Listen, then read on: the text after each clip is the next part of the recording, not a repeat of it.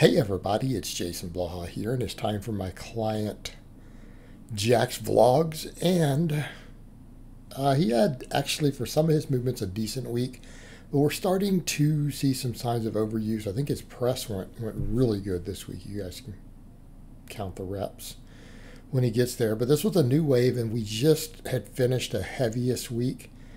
And things started off good, but then he started noticing some tendon inflammation. We definitely saw his deadlift felt really heavy this week. Although, we'll get to that at the end. He's actually still happy with what he got, because he's like, technically, it's the heaviest 5-rep set tied to that I've ever done, including last meet prep. And we do have a meet coming towards the end of the year for him. Although he is going to compete in a lighter weight class than he previously did. So, stuff like if we can hit, his best meet deadlift ever in the next weight class down, I think we're going to count that as a success. I'm a little worried about his bench because of the lighter weight. And he is a actual drug-free lifter. So that gets a little tricky, when you're legitimately, not YouTube natty, but when you're legitimately natty, and he does compete tested. I'm not saying drug tested means drug free, but this lifter is legitimately drug free. Like, as his coach, I can tell you he really is.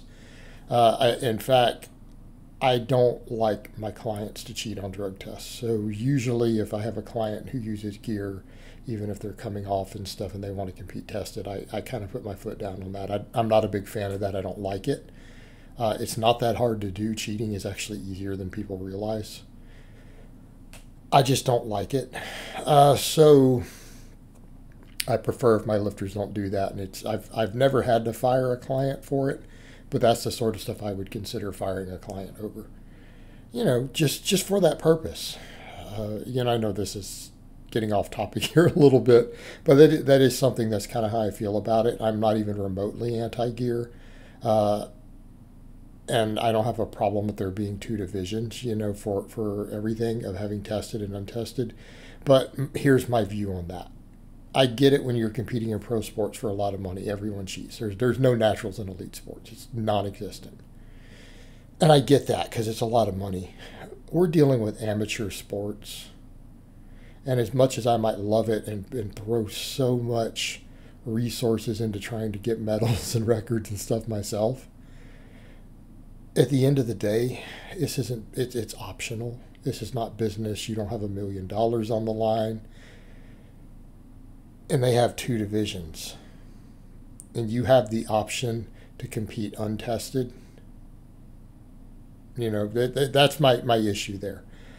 That's my issue. Someone who's going to cheat on a drug test when they have access to untested federations and divisions. Okay, I've got a problem with that. Right, I've got a problem with that. And and I don't want people like that as clients who are going to do something like that. It's a pussy move.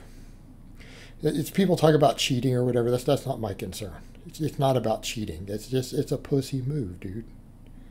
It is. You're a pussy if you do that. I mean, that's all I can say about it. So let's get over and talk about what's going on here. We had a good squat day. Squats were great, but again, we're starting to see some overuse hit a little bit. So we're going to deload this next week, and then we'll restart this wave, right? So we're going to go back to these 85% training maxes and redo this week. Even though overall we had a pretty productive week, we started seeing the problems creep in, and that's okay, because our bench, ran into a problem with the bench, which we'll get to in a minute. So I want to redo this current training week that we just did. I want to redo it, based upon the overuse, the inflammation. His pec tendons and stuff are getting a little inflamed. Low back getting a little crampy. It's like, all right, it's time to take a deload week, which we'll get on film. Right? I want him to film it. I'm going to vlog it. So what are we doing with the squat days? His squat days are pretty simple right now. And I know everyone's like, you said you need to posterior chain. Well, we're doing that on the deadlift day.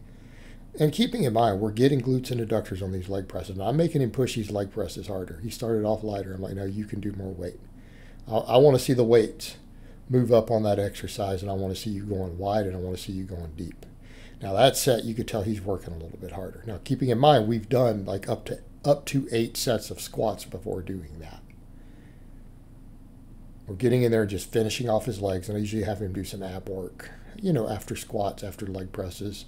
All right, bench day, this spotter was touching the weight.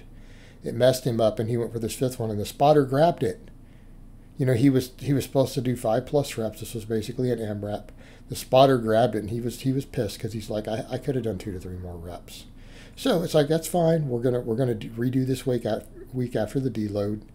And that's the other thing too, guys. Make sure your spotters are aware of exactly what you want. And I would have assumed too, the guy who was spotting him, clearly looks like he lifts. He's not a noob.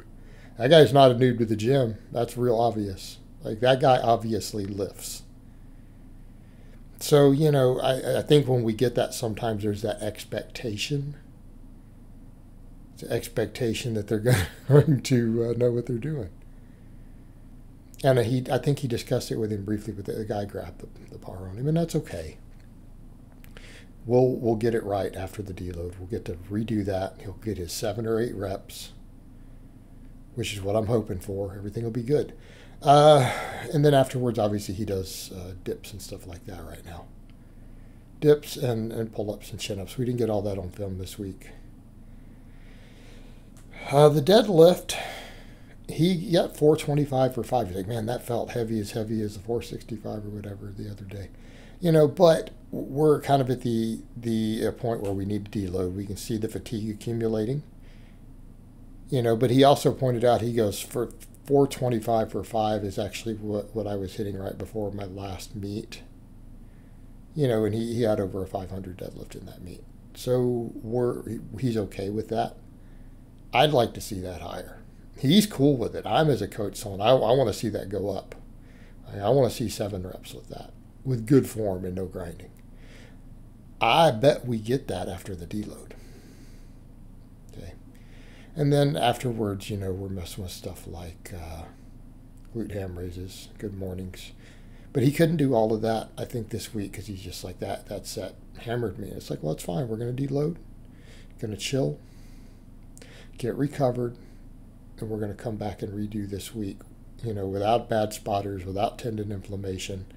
We're going to hit some good numbers, and then we're going to continue the wave up, and then we're going to go into meet prep in another month or 2.